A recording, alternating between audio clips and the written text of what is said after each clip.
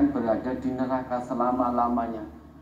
Maka bagi hamba-hamba Allah yang telah beriman, menyatakan keimanannya, jangan sampai tertipu oleh kesenangan dunia yang menipu ini.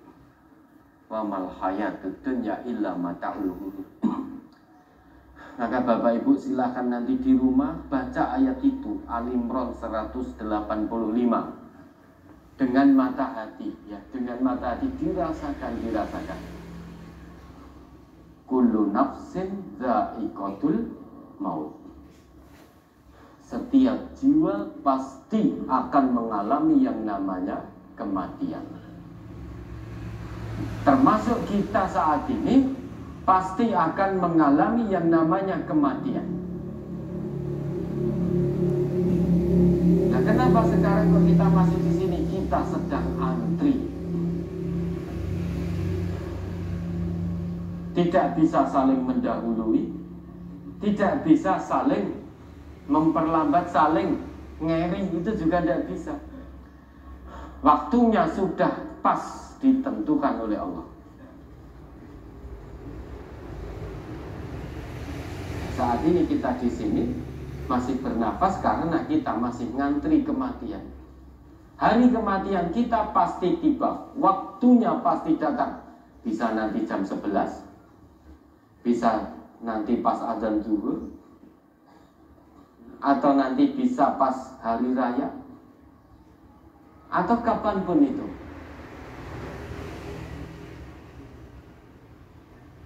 Yang namanya jiwa pasti mengalami kematian.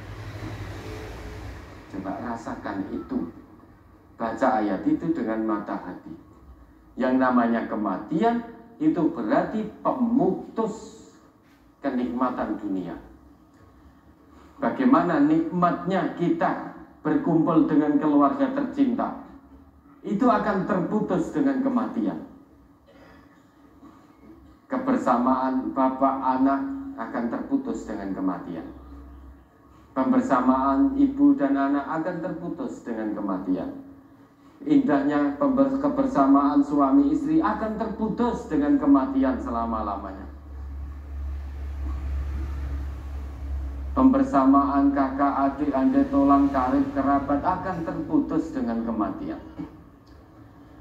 Uang yang melimpah, mobil mewah, rumah megah, harta melimpah, pekerjaan yang tanda petik, tanda kutip di mata manusia dinilai mulia, dinilai terhormat, menjadi seorang pejabat dan lain sebagainya, itu akan terputus oleh kematian.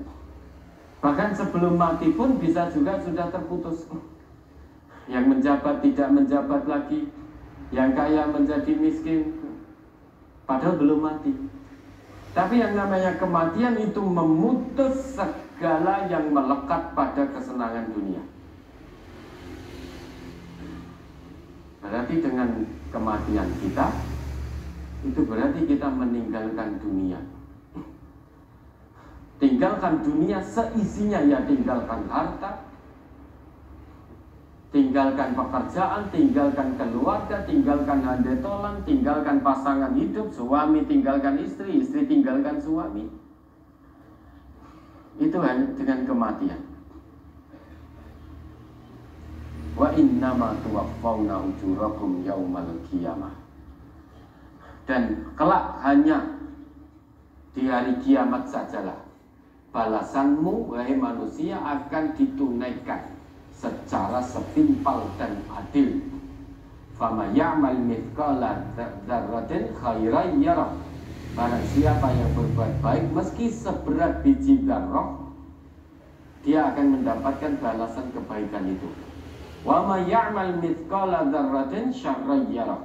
Barang siapa yang berbuat jahat sekecil biji dzarrah, dia juga akan mendapatkan balasan yang setimpal. Wa innama tuwaffawna ujurakum yaumal qiyamah.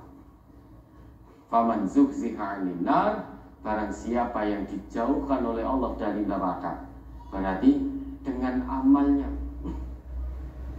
dengan rahmat Allah, dia berusaha untuk berbuat baik, berlomba menjadi peserta perlombaan dalam kebaikan ketika hidup di dunia, maka dia akan dijauhkan oleh Allah dari neraka, wa udkhilal jannah, dimasukkan oleh Allah ke dalam surganya. Faqad faz, itulah hamba Allah yang beruntung. Faqad faz, faizun ya. Faizun, orang yang beruntung yang Allah sebut dalam Al-Quran dengan faiz, bisa jadi di dunia dia tidak kaya. Bisa jadi di dunia dia pekerjaannya tidak dipandang mulia oleh manusia. Bisa jadi dia dilecehkan manusia karena miskin. Bisa jadi direndahkan oleh manusia yang lain karena pekerjaannya dianggap tidak mulia oleh manusia-manusia yang imannya hilang entah kemana itu. Memandang mulia dan tidaknya seseorang dari harta dan pekerjaannya. Bisa jadi orang itu tidak kaya, dalam arti miskin, fakir, dan pekerjaannya tidak mulia, bukan sebagai pejabat, bukan sebagai insinyur, bukan sebagai dokter. Ya, tapi dia pekerjaannya dianggap tidak mulia, serabutan. Misalkan penilaian yang salah kaprah, menilai mulia seseorang dari pekerjaan ini salah kaprah. Ini hukum dunia yang menyesatkan.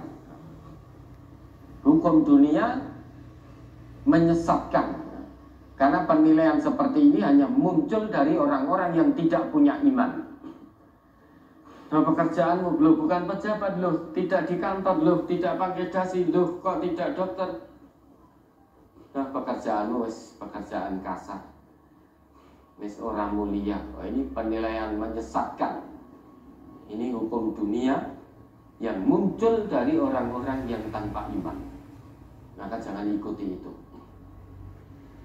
Karena menurut Allah kriteria penilaian yang benar itu yang bersumber dari Allah. Seberapa perbedaan kita di sisi Allah, parameternya seberapa besar ketakwaan kita kepada Allah, bukan seberapa kaya kita, bukan seberapa mewah mobil kita, bukan seberapa megah rumah kita, bukan seberapa banyak karyawan kita, bukan sementereng apa pekerjaan kita, bukan selaris apa bisnis kita, bukan itu tolak ukur ketakwaan seseorang, tapi tolak ukur yang benar menurut Allah seberapa besar ketakwaan orang itu. Itu yang menjadi perbedaan antara manusia yang satu dengan manusia yang lain. Maka sekalipun dia miskin, tidak terhormat dalam pekerjaannya, namun dia taat betul pada aturan Allah dan Rasulnya, maka dia menjadi orang yang faiz. Meski di dunia tampak menderita, dilecehkan manusia, tidak dianggap oleh manusia, dipandang sebelah mata, kan tampaknya menderita, namun dia mulia di sisi Allah. Itu namanya faiz. Ada lagi qad aflahal mu'minun, ada yang namanya muflih. Ada faiz, ada muflih, ada faz, ada falah. Maka azan itu kan sudah hayya 'alas shalah, hayya 'alal falah, bukan hayya 'alal fauz. Hayya 'alas shalah, mari dirikan sholat. Tujuan sholat itu apa? Hayya 'alal falah, bukan hayya 'alal fauz. Tujuannya pelaku-pelaku sholat itu bahagia di dunia dan di akhirat. Bahagia dan sukses di dunia dan di akhirat. Itu sholat yang tanha 'anil fahsya wal munkar. Maka hayya 'alal falah, sudah diseru seperti itu tetap tidak gembrigah, padahal sedang dalam keadaan bangkrut, sedang di PHK. Lah kok diseru hayya 'alas shalah, hayya 'alal falah. Alah seprono-seprene aku ya wis salat nyatane ya bangkrut tak. Seprono-seprene ya wis salat nyatane ya di PHK. Berarti salatnya tujuannya agar bisnisnya laris, bukan untuk Allah berarti tujuannya. Berarti salat yang dia lakukan tujuannya agar pekerjaannya lancar, Tujuannya agar karirnya naik, bukan untuk Allah. Yang namanya hayya 'alas shalah berarti salat yang didirikan murni karena Allah. Kalau itu bisa kita lakukan, maka hayya 'alal falah, bahagia dunia akhirat. Salat yang kita dirikan karena Allah, bukan karena yang lain-lain, itu mengandung kebahagiaan dunia dan akhirat. Maka orang yang bahagia dunia dan akhirat disebut oleh Al-Quran sebagai muflih. Orang yang tampak zahir di dunia tidak bahagia, namun bahagia di sisi Allah, itu disebut faiz. Ya, maka baca ayat itu dengan mata hati. Al-Imran 185. Rasakan dalam jiwa bahwa saya pasti mati. Saat ini saya sedang antri menanti menunggu kematian saya. Nah, kalau nanti 5 menit lagi ternyata yang Allah tentukan kematian saya, sampai detik ini apa yang sudah saya bawa, siapkan sebagai bekal kematian, sebagai bekal untuk mempertanggungjawabkan di hadapan Allah nanti. Apa bekal yang sudah saya bawa? Maka untuk berbuat baik jangan ditunda, karena sudah tidak ada waktu lagi. Kalau kita untuk berbuat baik, berbuat untuk akhirat kita, jangan tunggu esok, karena hari ini kita mati. Tapi kalau untuk urusan dunia bisa ditunda. Pekan depan saya masih hidup, bulan depan masih hidup, tahun depan masih hidup, 10 tahun lagi masih hidup, 100 tahun lagi masih hidup. Jangan khawatir. Kalau untuk urusan dunia, saya 1000 tahun lagi pun juga masih hidup. Itu kalau ada urusan dunia, urusan akhirat bertemu dalam satu waktu, maka yang ditunda urusan dunianya. Misal mau ngaji, kemudian berbenturan dengan urusan dunia, jagong. Oh, 1000 tahun lagi saya masih bisa jagong karena saya masih hidup. Kalau hari ini jagong, saya pamit tidak ngaji, besok hari Ahad sudah tidak bisa ngaji. Kenapa? Karena saya pas jagong mati nanti. Sehingga yang dimenangkan urusan akhiratnya, jangan urusan dunianya. Urusan dunia tertunda, bahkan batal, tidak apa-apa, tidak rugi akhirat kita. Tapi kalau urusan akhirat tertunda, rugi dunia, rugi akhirat kita. Maka jadi mukmin itu yang kayis, yang cerdas. Jadi mukmin itu yang kayis. Mukmin yang kayis, yang cerdas itu selalu orang yang mempersiapkan bekal kematiannya. Itu mukmin yang cerdas. Termasuk dalam salah satu waktu, kalau urusan dunia bertemu dengan urusan akhirat yang tadi kita contohkan, tentu banyak contoh lainnya. Maka menangkan urusan akhirat, karena belum tentu Ahad depan kita masih bisa ngaji, masih berbuat baik, belum tentu, karena hari ini pun kita mati. Tapi kalau untuk jagong, tenang ya, besok saya masih hidup, saya masih bisa jagong. Minggu depan masih hidup, bulan depan masih hidup, 1000 tahun loh saya masih hidup. Itu artinya mengandung maksud untuk urusan dunia ditunda, bahkan batal pun tidak apa-apa. Kita tidak rugi akhirat. Tapi kalau yang tertunda urusan akhirat, kita rugi dunia, rugi akhirat. Masa tertinggal dalam kebaikan kok nyaman? Loh, ini loh krisis yang melanda umat Islam saat ini.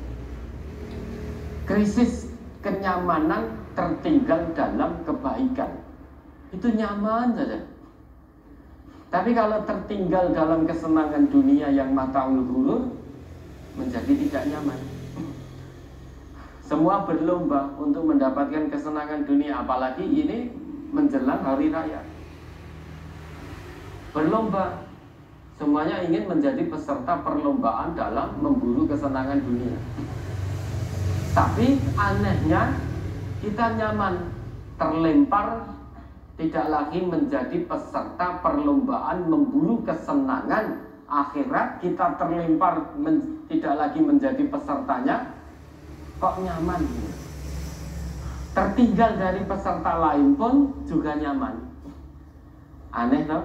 Lah ngono kok pengennya mlebu surga Firdaus bersama para nabi, syuhada, solihin, sidikin. Kok penak men tanpa mau usaha, tanpa mau menjadi peserta perlombaan kebaikan, tanpa mau menjadi peserta perlombaan memburu kesenangan kehidupan akhirat. Lah kok penak men. Ya, maka resapkan ayat itu, Al-Imran 185, baca dengan mata hati, renungkan, pahami. Nek saiki aku mati, bekal apa yang saya bawa? Lawang saya saja berdagang masih urik, masih menyembunyikan dagangan, masih mengurangi timbangan. Lawang saya saja masih hobi rasan-rasan, masih hobi fitnah saudara saya, masih suka menyembunyikan harta warisan, masih suka memakan harta warisan, masih suka memakan harta anak yatim. Nek aku mati seiki, bekal apa yang saya bawa? Di mana tempat saya?